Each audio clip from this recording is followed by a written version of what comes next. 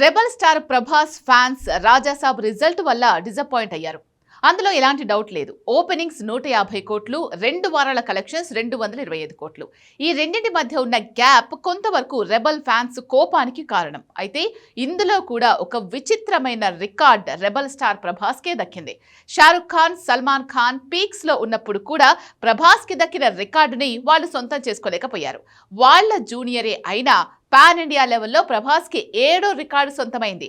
Basic గా hit మూవీలతో ఎవరైనా రికార్డులు బద్దలు కొట్టడం కామన్. రెబల్ స్టార్ ప్రభాస్ కూడా పాన్ ఇండియా లెవెల్లో 5 హిట్లు సొంతం చేసుకున్నాడు.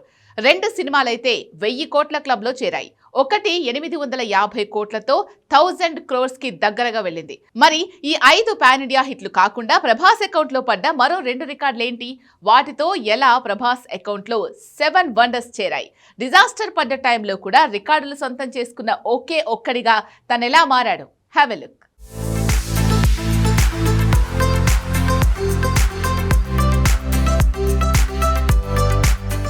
రెబల్ స్టార్ ప్రభాస్ రీసెంట్గా తన రాజాసాబ్ మూవీతో డిసప్పాయింట్ చేయొచ్చు. హర్రర్ కామెడీ చేయాలన్న తన కలని డైరెక్టర్ మారుతి సరిగా టేకప్ చేయలేకపోయి ఉండొచ్చు.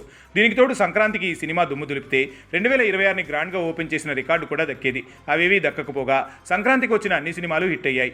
ఒక్క రాజాసాబే రిజల్ట్ రివర్స్ అవ్వటం ఫ్యాన్స్ తట్టుకోలేకపోయారు. అందుకే ఇన్ని రోజుల తర్వాత సడన్గా మళ్ళీ మారుతి మీద ఫైర్ అవుతున్నారు. ఇలాంటి టైంలో 7 రికార్డుల హిస్టరీ రెబల్ స్టార్కి దక్కుతుంది. ఇదే విచిత్రం. బేసిక్గా హిట్లున్నప్పుడు రికార్డులు దక్కడం కామన్. కానీ తన రాజాసాబ్ రిజల్ట్ రివర్స్ అయిన టైంలో కూడా వసూళ్ల విషయంలో తనే రాజాసాబ్ అనిపించుకున్నాడు. రాజాసాబ్ మొదటి రోజు 150 కోట్ల వసూళ్లు వచ్చాయి. తర్వాత వచ్చిన వసూళ్లన్నీ కలిపితే 225 కోట్లు. నిజానికి ప్రభాస్ రేంజ్కి 1000 కోట్లు కామన్గా మారాలి. కానీ కథాలోపం, మారుతి పాపం ఈ సినిమా వసూళ్లని శాంతం ముంచేశాయి. అయినా తన క్రేజ్ వల్లే ఈ మూవీ డిజాస్టర్ టాక్తో కూడా 225 కోట్లు రాబట్టింది. ఓటీటీ బిజినెస్తో కలిపి పెట్టుబడి కూడా వచ్చేసినట్టుంది. అయితే ఇక్కడ రికార్డు తాలూకు రీసౌండ్ చేస్తుంది ఏంటంటే ఏ హీరో కెరియర్లో లేనని వసూళ్ల రికార్డులు ప్రభాస్ అకౌంట్లో పడటం. అవును, 200 కోట్ల వసూళ్లు దాటిన సినిమాలు ఎక్కువగా ఎవరికి వచ్చాయంటే రెబల్ స్టార్ ప్రభాస్ పేరే వినిపిస్తుంది. బాహుబలి 1, బాహుబలి 2, సాహో, ఆదిపురుష్, కల్కి, సలార్, ది రాజాసాబ్ ఇలా వరుసగా 7 సినిమాలు 200 కోట్ల నుంచి 1850 కోట్లు రాబట్టాయి.